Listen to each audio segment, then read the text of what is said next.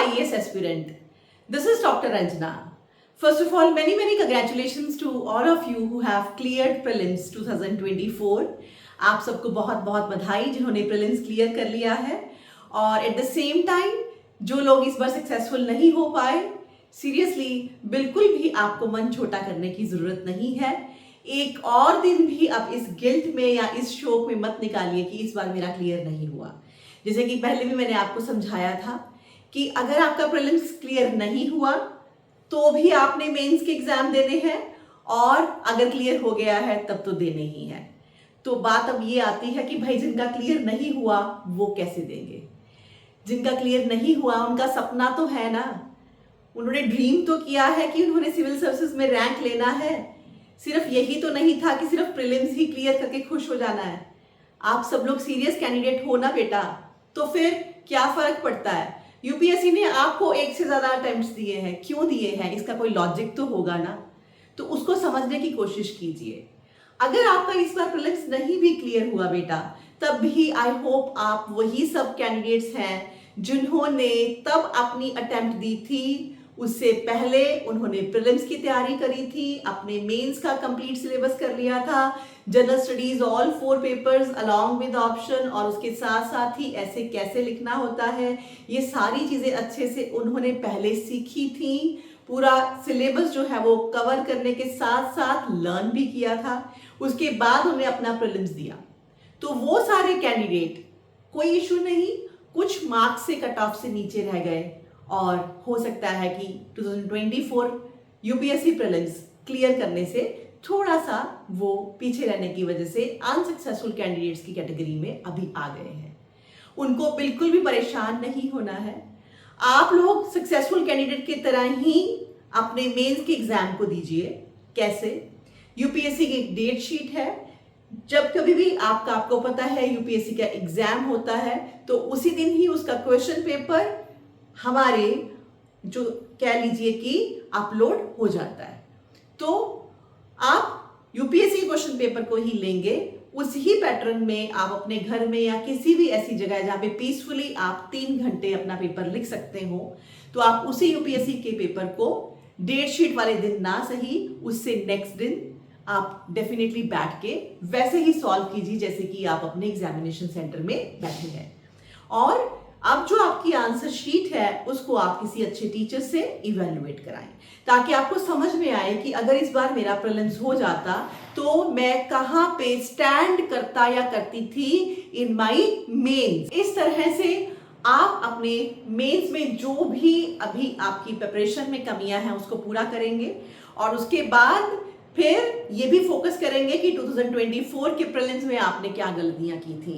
उन सबको ओवरकम करने का टाइम फिर आपका भी आ जाएगा, that is definitely from the next month. और वहां से फिर आप दोबारा से प्रीलिम्स के बारे में भी जान पाएंगे कि किस तरह से अब आपको गलतियों को सॉर्ट आउट करके 2025 में डेफिनेटली प्रीलिम्स क्लियर करना है। अलॉन्ग विद अब आप उस ही कैंडिडेट के इक्वल खड़े हो गए हैं जिसके साथ आपने 2025 में कंपीट करना था, जो कि 2024 का मेंस लिख कर आया है। Getting my point? तो आप कहीं से भी पीछे नहीं रहने वाले। पुल अप योर सॉक्स, दोबारा से अपने अंदर जो है वो पावर भरिए और काम पे लग जाइए। और वो कैंडिडेट्स जिनका एक्चुअली सिलेबस ही कवर नहीं था, जिन्होंने अभी मेंस की प्रिपरेशन ही नहीं की थी, फिर भी उन्होंने प्रीलिम्स की अटेम्प्ट दे दी, तो उनके लिए तो बेटा आप एक बहुत ही बुरे विशियस सर्कल में फंसने वाले हैं। थोड़ा सा तो आप उसके अंदर एंटर भी कर चुके हैं। तो प्लीज आप मेरी बात को मानिए। अगर आप सीरियस कैंडिडेट्स हैं, तो उस कैटेगरी को बिलोंग करते हैं, तो उन्हीं की मैं बात कर रही हूँ, वो सभी नहीं जो सिर्फ ट्रायल एंड एरर के लिए बैठ जाते हैं। Getting my point again? तो आप लोगों ने क्या करना है, आप लोग अपने मेंस के सिलेबस को पूरा कंप्लीट कीजिए, प्रीलिम्स के ऊपर फिर से वापस आइए। मेंस के सिलेबस को कंप्लीट करने के साथ साथ हो सके तो राइटिंग प्रैक्टिसेस बहुत बहुत जरूरी है, अलॉन्ग विद अगर आप टेस्ट सीरीज भी ले सके, और फिर से प्रीलिम्स के ऊपर वर्कआउट करें और देखें कि क्या कमियां थी आपके 2024 के अटेम्प्ट में, उनको ओवरकम करें, और तब फिर आप कह पाएंगे कि रियली हम लोग फाइटर्स हैं, हम उन लोगों में से हैं जिन्होंने यूपीएससी में रैंक लेना है, तभी आप एक्चुअल कंपटीटर बन पाएंगे। और अब वो सब जिन्होंने 2024 प्रीलिम्स क्लियर कर लिया है, तो आपके लिए बेटा this is an golden opportunity. इस अपॉर्चुनिटी को आपने जाने नहीं देना है और मेंस का एग्जाम ऐसे लिख कर आना है कि आपने डेफिनेटली मेंस में अच्छे मार्क्स लेकर ही कट ऑफ से ऊपर आपने जाना है, ताकि इंटरव्यू में भी आपके जब मार्क्स आए क्लब इन करके आप जो अपना ड्रीम रैंक प्लान कर रहे हैं, विजन कर रहे हैं, उसको आप पूरा कर सकें। और बहुत सारी ऐसी बातें मेरे सुनने में आती हैं कि टॉपर्स कैसे लिखते हैं, टॉपर्स को देखा जाए, और कोई गोल्डन मंत्रा है जो टॉपर्स फॉलो करते हैं। हर एक कैंडिडेट में एक तरह से एक बहुत ज़्यादा भेड़ चाल सी है कि फटाफट जो टॉपर्स की कॉपीज हैं, जो मेंस जैसे उन्होंने लिखा है, उसको देख ले और उसको देखने के बाद वैसी ही चीज़ें वो खुद भी करें या वैसा ही राइटिंग स्टाइल वो अडॉप्ट कर लें, या ऐसा कोई गोल्डन मंत्रा उनको उनकी राइटिंग में मिल जाएगा जिसको कि अगर वो फॉलो कर लेंगे तो उनका भी हो जाएगा। तो फ्रैंकली स्पीकिंग बेटा, ऐसा नहीं होता है कि जो लोगों का मेंस क्लियर हुआ या जिन्होंने बहुत अच्छे मार्क्स लिए तो उन्होंने कोई गोल्डन फॉर्मूला यूज किया था। हर किसी का अपना एक पर्सनल स्टाइल होता है बात को लिखने का। आपका अपना एक पर्सनल स्टाइल होगा। ऐसा कोई हार्ड या फास्ट रूल नहीं होता कि हम पैसेजेस में लिखें, हम पॉइंट्स में लिखें, किस तरह से हम लिखें तो ही हमारे जो है वो मार्क्स अच्छे आएंगे। But at the same time सभी टॉपर्स में एक सिमिलर क्वालिटी तो जरूर होती है। वो क्या कि उनको पता है कि जो यूपीएससी उनको क्वेश्चन पूछ रही है उसको जस्टिस कैसे देना है with in that limited time period, with in that limited time framework. किस तरह से बढ़िया से बढ़िया, ज्यादा से ज्यादा, लेकिन in the best ever form अपने आंसर को लिखना है। ये टैलेंट उन सब में डेफिनेटली होता है। जब हम मेंस की बात करती है ना बेटा, तो ऐसा नहीं होता है कि एक इंसान का मेंस क्लियर नहीं हुआ दूसरे का हो गया, तो जिसका नहीं हुआ उन एस्पिरेंट्स ने क्वेश्चंस को गलत लिखा होगा, जिनका ठीक हो गया उनके क्वेश्चंस के आंसर सही थे। यूपीएससी के अंदर गलत या सही वाले डेफिनेटली कैंडिडेट्स का कंपैरिजन नहीं हो रहा है। यहाँ पे ये बात देखी जाती है कि जो लोग टॉपर्स हैं उन्होंने कंपैरेटिवली बेटर लिखा उन लोगों से जो लोग पीछे छूट गए, और इसके लिए पर क्वेश्चन पे आपको काम करना होता है। हर एक क्वेश्चन में आप कुछ इस तरह से लिखेंगे कि आप यूपीएससी की जो भी एक्सपेक्टेड क्वालिटीज जो आपसे मांगी जा रही है वो तो वह पूरा करें ही करें, उसके साथ आप अपना उस पर कुछ खास पर्सनालिटी टच, अपनी कुछ खास एनालिटिकल स्किल्स, और जिसको बोलते हैं ना हिंदी में गागर में सागर भरना, इस तरह की स्किल्स आप अगर अपनी दिखा पाए तो पर क्वेश्चन आप औरों से 1 या 2 मार्क आगे जाएंगे, और इन टोटल सम आप बाकियों से 10 मार्क्स 20 मार्क्स एड अप करते करते डिफरेंट पेपर्स में 40 50 70 80 मार्क्स का गैप कर सकते हैं। तो आज मैं भी आपके सामने एक टॉपर की कॉपी को ही डिस्कस करने वाली हूँ, जिसमें कि हम एक क्वेश्चन डिस्कस करेंगे किस तरह से मेरी स्टूडेंट डॉक्टर गुरलीन, जिसने कि 2023 में 30th रैंक लिया ऑल ओवर इंडिया यूपीएससी, तो जब हम टेस्ट सीरीज कर रहे थे तो उस टाइम पे वो किस तरह के आंसर्स लिखती थी, कैसे उसमें इंप्रूवमेंट्स कराई जाती थी, आज मैं आपके साथ उसको डिस्कस करूंगी। तो यूपीएससी में गुरलीन ने 30th रैंक लिया 2023 में। इससे पहले even she got through in PCS also, और पीसीएस 2022, और तब भी she got overall 9th rank, 6th in the girls, and at that time also she was topper among the mains। तो मेंस एग्जाम में वो टॉपर थी, तो अच्छी उसकी राइटिंग स्किल्स हैं। और फिर उसके बाद उसको और अच्छे से चमकाया गया जब हम यूपीएससी की तैयारी कर रहे थे। तो यूपीएससी टेस्ट सीरीज जो चल रही थी जनरल स्टडीज, उसमें बेटा एक क्वेश्चन है, एक क्वेश्चन से ही मैं आपको समझा दूंगी कि एक्चुअली क्या चाहिए होता है आप लोगों से जब आप मेंस लिखते हैं। और जो लोग अच्छा लिखते हैं तो हम किसको बोलते हैं कि हाँ ये आंसर अच्छे से लिखा गया है। तो चलिए डिस्कस करते हैं अब इस बात को। तो क्वेश्चन है बेटा, ये टेस्ट का 11th क्वेश्चन था जनरल स्टडीज का, और this is regarding your modern India. Now in what ways did the policies implemented by British colonial state contribute to the establishment and maintenance of its powers? Explain. Keywords देखिए, British colonial इरा की बात हो रही है, तो उन्होंने कौन सी policies को इंप्लीमेंट किया था जिसकी वजह से वो अपनी पावर को यहाँ पे मेंटेन कर पाए, इस्टेब्लिश कर पाए। वो यहाँ पे आके टिके, अपने आप को इस्टेब्लिश किया और उसके बाद मेंटेन भी करा। तो ये बहुत ही डिस्क्रिप्टिव क्वेश्चन है, कोई ज्यादा क्रिटिकल क्वेश्चन नहीं है। एंड मैं आपको बताऊं कि ज्यादातर कैंडिडेट्स इस तरह के डिस्क्रिप्टिव क्वेश्चंस को बहुत इंपॉर्टेंस नहीं देते हैं, राइट? इसको लिखते हुए उतना सीरियसली नहीं लेते हैं, because on the very face value this question is very very simple.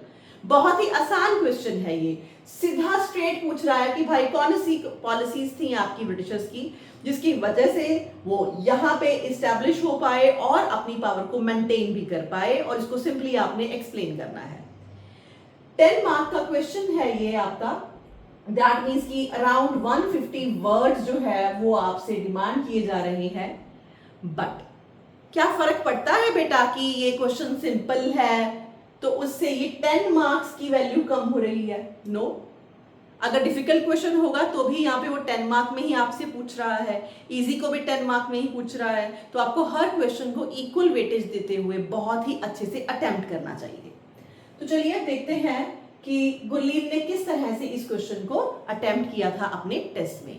और माइंडेड 11th क्वेश्चन है, कोई फर्स्ट या सेकंड क्वेश्चन नहीं है। इसके बावजूद भी उसकी अप्रोच है कि इसमें जितना ज्यादा वो लिख सके, जितनी ज्यादा वो इंफॉर्मेशन जो है वो डाल सके उतना अच्छा है, ना कि ये कि ठीक है 10 मार्कर है, इजी है तो चलो सुपरफिशियली इसको कर देते हैं। अब स्टार्टिंग देखिए। Now British colonial state came out with various policies as to establish, consolidate, maintain its powers in the Indian subcontinent. तो जो की वर्ड है उनको शुरू में ही उठा लिया गया है, establish, consolidate as well as maintain। इसका मतलब कि वो बता रही है कि मुझे समझ आ चुका है कि आपने मुझसे क्या पूछा है और आगे इसी की मैं डिस्कशन करने वाली हूँ। तो जितना ज्यादा आप क्वेश्चन के कीवर्ड्स को फर्स्ट ऑफ ऑल अच्छे से समझेंगे और उसके बाद उसको जस्टिस देते हुए लिखेंगे और उन टर्म्स को आप अपने आंसर में रेफर भी करेंगे, उतना ज्यादा अच्छा है। उतना ही जो पढ़ रहा है, आपका पेपर चेक कर रहा है, उसका भी फ्लो बनता है, उसका भी इंटरेस्ट बनता है, उसको भी लगता है कि हाँ आपको क्वेश्चन समझ में आ गया है और यहां से एक क्यूरियोसिटी जागती है कि देखिए अब आगे क्या लिखा है कैंडिडेट ने। Now these can be divided into, तो आपके मेजर जो हेड्स है वो आ गए, political, financial policies, land policies. अब ये ब्रॉडर हेड्स को भी फिर अच्छे से जितना ज्यादा हो सके इलैबोरेट करते हुए, लेकिन अब किस लेवल पे कितना इलैबोरेट करेंगे क्योंकि हमें पता है कि हमारे पास वर्ड लिमिट भी है, लेकिन कोशिश की है कि मैक्सिमम पॉइंट्स को छुआ जाए। Now first is obviously political power. तो ये पता है कि 4 स्टेजेस में ब्रिटिशर्स ने हमारे पास रूल करा। अगर हम ओवरऑल उनकी पॉलिटिकल पॉलिसी को देखें तो first is policy of ring fencing 1765 से 1813, प्रॉपर जो है वो इरा भी दिया है, टाइम पीरियड भी दिया है। Now wherein the East India Company जो है they sent troops to help strengthen defences of princely states making them dependent on the company, therefore brought under their subjugation। तो ये है कॉम्प्लेक्स सेंटेंसेस लिखने की पावर। अब अगर हम पॉलिसी ऑफ रिंग फेंसिंग को एक्सप्लेन करें बेटा तो आप पूरा पेज इसके लिए लिख सकते हो, आपको लिखना ही पड़ेगा, लेकिन यहाँ पे इट्स नॉट पॉसिबल। तो उन सबको जस्टिफाई करते हुए एक ही स्टेटमेंट में बात कर दी है कि ईस्ट इंडिया कंपनी ने पहले तो अपने ट्रूप्स डेफिनेटली भेजे और प्रिंसली स्टेट्स को इस तरह से कहा कि भाई हम तो आपको डिफेंड कर रहे हैं, लेकिन वो उनको डिफेंड नहीं कर रहे थे, वो अपनी टेरिटरीज को भी बचा रहे थे जो ब्रिटिश यहाँ पे ला चुके थे, अलॉन्ग विद ये बहाना बना रहे थे वो अपने आप को एक्सपैंड करने का और प्रिंसली स्टेट्स को सबजुगेट करने का। तो ये बहुत अच्छा जो है वो स्टेटमेंट दिया है, ठीक है। नाउ उसके बाद देखिए, now this is the duty. यहां से आप एक टॉपर्स वाली जो है वो कैटेगरी में आते हैं। एग्जाम्पल्स आपको बोला भी हो सकता है क्वेश्चन में कि राइट डाउन एग्जाम्पल्स, और नहीं भी, बट बेस्ट वे इज कि आप हमेशा एग्जाम्पल्स देते हुए चलें, उससे ज्यादा अच्छे से क्लैरिटी होती है और आप अपनी बात को अच्छे से रख पाते हैं, and at the same time you can differentiate with others also. तो example subsidiary lines of Wellesley, और इन शॉर्ट यहाँ पे 2-3 आपको जो है प्रिंसिपल स्टेट्स बता दिए, Hyderabad, Mysore and Travancore etcetera, because ज्यादा लिखने की स्पेस नहीं है। हाँ, इसमें जो है अगर थोड़ा सा वेल्सले की बात तो आ चुकी है, अगर वॉन हेस्टिंग्स का जिक्र भी आ जाता तो थोड़ा सा और अच्छा हो जाता, ठीक है, क्योंकि वॉन हेस्टिंग्स के साथ ये शुरू हुआ था, बट इट्स फाइन, कोई बात नहीं। ऐसा नहीं होता है कि आप 100% जो है वो एक्यूरेसी के साथ बात करें। अगर एक आध नाम स्लिप भी हो गया है तब भी इट्स फाइन, गलत नहीं लिखा है।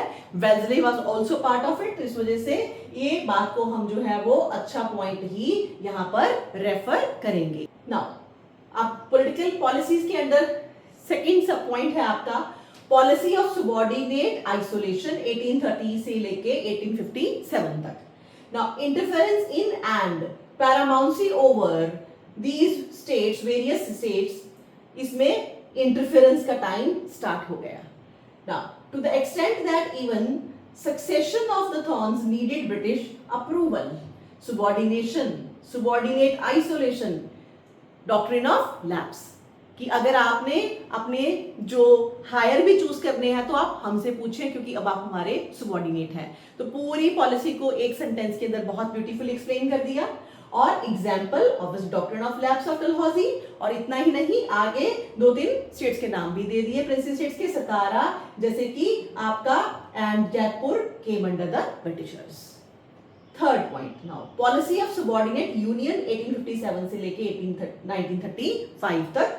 नाउ ब्रिटिश क्राउन डिक्लेयर केसरे हिंद, सारी पावर खुद से ले ली, और that is paramount over the princely states, सब जो भी प्रिंसली स्टेट्स है वो हमारे अंडर है।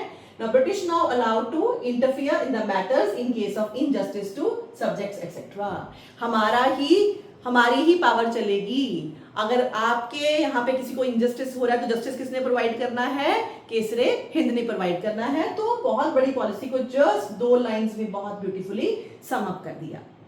नेक्स्ट, इसके अंदर अब हमारा फोर्थ है point, that is policy of federalisation 1935 से टिल हम लोग आजाद हुए 1947 तक। Now under Government of India Act 1935 proposed representation of the princely states को डेफिनेटली रिप्रेजेंटेशन दी और आगे का सोचा, फेडरेशन बनाया, and to garner support against, और नेशनल मूवमेंट के अगेंस्ट जो है वो सपोर्ट जो है वो इकट्ठा करने की कोशिश की गई। तो बहुत ही ब्यूटीफुली ये सम अप कर दिया आपके सारे के सारे पॉलिटिकल एस्पेक्ट को उसने अपने फर्स्ट पॉइंट के अंदर। अभी खत्म नहीं है। नाउ सेकंड पॉइंट में फाइनेंशियल पॉलिसी। अब उसको पता है कि ये आपका 10 मार्क का क्वेश्चन है और इसमें उसके पास बहुत ज्यादा वर्ड्स नहीं है। कोई और स्टूडेंट हो तो जल्दी से गिव अप करे और बोले कि जब है ही 10 मार्क का क्वेश्चन, 150 अराउंड जो है वो मुझे अपने वर्ड्स लिखने हैं, तो ठीक है, बस शॉर्टन करके बाकी जस्ट एक सेंटेंस में ही कर देते हैं। लेकिन जो टॉपर्स होते हैं वो ऐसा नहीं करते हैं। वो यहाँ पे देखेंगे कि अब क्या किया जाए। तो इसमें इसने फाइनेंशियल पॉलिसी को एक तरह से फ्लो चार्ट का शेप दे दिया, जिससे कि आगे इसके अंदर फिर और फर्दर फ्लो चार्ट की फॉर्मेशन दे दी, जिससे कि उसके जो नंबर ऑफ वर्ड्स हैं वो काउंट ना हो और वो ज्यादा अपने आप को एक्सप्रेस कर पाए। हाँ, ऑनेस्टली स्पीकिंग ये क्वेश्चन में इसलिए मैंने थोड़े मार्क्स भी काटे हैं उसके, क्योंकि ये वर्ड लिमिट को थोड़ा सा क्रॉस कर रहा है। तो 150 मींस 150 प्लस हो सकता है, तो अराउंड 180 या मैक्सिमम 190 तक जा सकते हैं। मैक्सिमम मतलब 200 बहुत अच्छी चीज नहीं है। तो ये वर्ड्स आपके जो है वो अराउंड 200 तक जा रहे हैं, जो कि बहुत अच्छा नहीं है। थोड़ा सा आपका एक आध मार्क यहाँ पे कट सकता है, लेकिन एट द सेम टाइम बहुत ज्यादा इंफॉर्मेशन देने से आप अपने आप को बेटर भी कर रहे हैं। तो इस क्वेश्चन को थोड़ा सा आप हल्का सा रीवर्डेड करके थोड़े नंबर ऑफ वर्ड्स को कम करेंगे तो it's going to be the perfect answer. तो आपका आंसर परफेक्ट की कैटेगरी में आ जाएगा। तो यहाँ पे इस बात को मैं ध्यान में ना देते हुए फिर भी आपसे क्वेश्चन इसलिए डिस्कस कर रही हूँ ताकि आप देखें कि किस तरह से एक क्वेश्चन में आप मैक्सिमम इंफॉर्मेशन क्लबिंग कैसे कर सकते हैं। नाउ फाइनेंशियल पॉलिसी में obviously commercial capitalism with year properly explain किया है 1600 से 1800 तक। देन इंडस्ट्रियल कैपिटलिज्म आया 1800 से 1857 तक। एंड देन फिर आपका फाइनेंशियल कैपिटलिज्म आया दैट इज 1858 से लेके 1947 तक। बहुत ही ब्यूटीफुली उसने एक एक चीज को विद ईयर जो है वो एक्सप्लेन किया है। और अब यहाँ पे नहीं छोड़ा, इसको फ्लो चार्ट का फॉर्म देके इसको प्रॉपर्ली एक्सप्लेन कर रही है कि जब हमारा कमर्शियल कैपिटलिज्म है तो दे यूज बेसिकली रेवेन्यू एनहांसिंग जो है वो आपकी ट्रीटीज एंड वो सारी चीजें ले रही है from Indian state via war. तो वॉर के थ्रू ट्रीटीज करके पैसा लिया, use that revenue for trade and gate profit and therefore shuttering Indian economy, और इंडियन इकोनॉमी को इस तरह से drain of wealth, workers exploitation, ये सब कुछ उन्होंने किया। फिर जब उनका इंडस्ट्रियल कैपिटलिज्म आ गया तो फिर ग्रोथ ऑफ इंडस्ट्रीज हुआ ब्रिटेन में, जहां से कि अब उन्होंने इंडिया के साथ क्या किया, इंडिया को जो है वो यहाँ पे इन्होंने या चीजों को बहुत ही चीपली यहाँ पे चीजों को उठाया, यहाँ से रॉ मटेरियल को, और then market for the European goods, और यहाँ पे हमारी मार्केट को अपनी गुड्स को बेचने के लिए इस्तेमाल किया। अभी भी खत्म नहीं किया। देयरफॉर कॉजिंग में फिर से एक छोटा सा फ्लो चार्ट बना के अपनी बात को एक्सप्लेन कर दिया कि इसकी वजह से क्या हुआ, डीअर्बनाइजेशन, ड्रेन ऑफ वेल्थ हुआ, एंड उसके साथ ही लॉस ऑफ जो है livelihood of our traditional craftsman. हमारे जो ट्रेडिशनल क्राफ्ट्समैन हैं उनकी लाइवलीहुड खत्म हो गई। This is the beauty of the answer. इसे बोलते हैं गागर में सागर भरना, इतना कॉन्फिडेंस होना कि मैं ये सब कुछ जानती हूं और मैं इतने कम टाइम में इतने कम वर्ड्स में लिख भी सकती हूँ और विद ईयर्स लिख सकती हूँ और बहुत अच्छे से पूरी एक पिक्चर कंप्लीट आपको बना के दिखा सकती हूँ। यहाँ पे ये टॉपर्स औरों से डिफरेंट काम करते हैं, और ये टॉपर्स का मतलब नहीं you can also be the topper. सिर्फ इतनी मेहनत करना, इतना प्रेजेंस ऑफ माइंड रखना आप भी सीख लीजिए, तो कोई खास बात नहीं है। हर कोई ही गुरलीन है, सब में ही गुरलीन छुपी हुई है, लेकिन बस इतना है कि गुरलीन की जिक्र यहाँ पे क्या हो रही है, बिकॉज उसने इतना रियली हार्ड वर्क करा और उस दिन तक करा, उस दिन उस एग्जाम में जाके भी ये सारी बातें लिखी, एंड एट द एंड हम सबको प्राउड होने का मौका दिया। कंटिन्यू करते हैं बेटा। नाउ थर्ड फेज में चली गई है नाउ फाइनेंशियल कैपिटलिज्म। तो फाइनेंशियल कैपिटलिज्म 58 से 47 में। नाउ प्रॉफिट, फिर उसको क्या किया, उसको रीइन्वेस्ट किया, रीइन्वेस्ट करके फिर आगे क्या किया, और पैसा लिया, रेज कर दिया लैंड रेवेन्यू, और फिर उस लैंड रेवेन्यू को जब रेज किया तो फिर उसका इस्तेमाल करा, ठीक है, and again then using that for the development of India. लेकिन उसका मेन पर्पस खुद की डेवलपमेंट करना था, और यहाँ पे वो रेलवेज ये सारी बातें की, कम्युनिकेशन ये सेक्टर लेके आए, ठीक है, लेकिन ये developed for the use of to serve their British interest. आपने खुद के इंटरेस्ट को, क्योंकि हमें पता है रेलवे से सबसे ज्यादा फायदा ब्रिटिशर्स को था, बिकॉज रॉ मटेरियल इंडिया में से उठाना, यहाँ पे मार्केट्स में अपनी गुड्स को लेके जाना दिक्कत हो रही थी, जो आपके मीन्स ऑफ कन्वेंस है वो नहीं थे। तो एक तरह से इंडिया को कहा कि हम मॉडर्न बना रहे हैं, लेकिन उनका खुद का सेल्फ इंटरेस्ट था, और इन सबको यहाँ पे जब उन्होंने ये आपके वेज ऑफ कम्युनिकेशन लेके आए तो ये सब पैसा भी वो हमसे ही एक्सट्रैक्ट किया। तो किस तरह से उन्होंने अपनी फाइनेंशियल पॉलिसी को सेटल डाउन करा ताकि वो अपनी पावर को यहाँ पे लेके आए, स्टैब्लिश करे और उसके साथ साथ मेंटेन भी करे। Now coming to the third major policy, that is your land policy. तो यहाँ पे एकदम से इसको फ्लो चार्ट में दे दिया, जमींदारी, रैयतवारी, महलवारी। इसको और अच्छा कैसे किया जा सकता था अगर जिन्होंने दी कॉर्नवालिस, ठीक है, इनका नाम भी यहाँ पे अगर हम जिक्र कर देते तो और ज्यादा अच्छा हो सकता था। बट एनीवेज, फिर से मैंने आपको बोला ऐसा नहीं होता कि आप 100% हर एक चीज को ही लिख के आ पाएंगे। जो आपका पेपर चेक कर रहा है उसको भी समझ है कि ऐसा नहीं हो सकता कि कोई आपकी कोई फोटोकॉपी नहीं है, किसी भी आपने बुक को फोटोकॉपी करके नहीं लिखा है, तो इट्स फाइन। अगर आप नहीं भी दे पाए तो ठीक है, चलेगा, लेकिन फिर भी बेटरमेंट के लिए ये सजेस्टेड है कि जितना ज्यादा आप रेफरेंस करेंगे, जिन लोगों ने वो पॉलिसीज दी, मुनरो की बात करेंगे, नहीं बात कर पा रहे तो ब्रैकेट में डाल देंगे, तो उतना ज्यादा आपके लिए वो अच्छा होगा। नाउ यहाँ पे फिर थोड़ा सा उसको एक्सप्लेन भी करा कि all to maximise their land revenue and reduce complexities of collection. ये सब क्यों लेके आए? ताकि वो अपनी कलेक्शन को मैक्सिमाइज कर सके। Destroy traditional village common ownership. इससे फिर फर्दर क्या हुआ? लीड्स हुई। यहीं पे फ्लो चार्ट की स्ट्रक्चर दे दी क्योंकि हमारे पास वर्ड्स कम है। क्या क्या हुआ? एब्सेंटी लॉर्डिज्म, ऑब्वियसली जमींदारी, एब्सेंटी लैंडलॉर्डिज्म आ गया। इंडेप्टेडनेस ऑफ द मनी लैंडर्स के अंडर आप फर्दर इंडेप्ट हो गए। And commercialisation of agriculture, very very important point, जिससे कि एक्सप्लॉयटेशन ऑफ फार्मर्स और ज्यादा हो गई है। और मार्केट में जो है प्लान्स टू मार्केट जो है वो अपने हिसाब से सेटल डाउन करने की कोशिश की गई। तो इसको भी फर्दर, और कमर्शियलाइजेशन ऑफ एग्रीकल्चर मतलब क्या होता है ब्रैकेट में उसने एक्सप्लेन करा है। Now, finally coming up with the conclusion. कोई भी आंसर आपका कंक्लूजन के बिना नहीं हो सकता क्योंकि डिस्क्रिप्टिव क्वेश्चन है, क्रिटिकल नहीं है, तो जनरल सी कंक्लूजन ही यहाँ पे चलेगी। Thus, through all such policies, British ensured that polity, economy and even यहाँ पे ब्रैकेट में वर्कर्स है एंड फार्मर्स है, that is every aspect of India came under and become dependent on the Britishers. And इस तरह से nobody will just be able to escape from their venomous, जो उन्होंने जहरीला खेल खेला, subjugation, और उनके क्लचेस से, venomous clutches, उनसे कोई भी छूटा ना रह पाए। तो लैंड पॉलिसीज हो, फाइनेंशियल पॉलिसीज हो, आपकी पॉलिटिकल पॉलिसीज हो, हर चीज को स्टूडेंट ने यहाँ पे बहुत अच्छे से क्लब इन किया है। तो डेफिनेटली अब इस क्वेश्चन के मार्क्स कैसे दिए जाएंगे?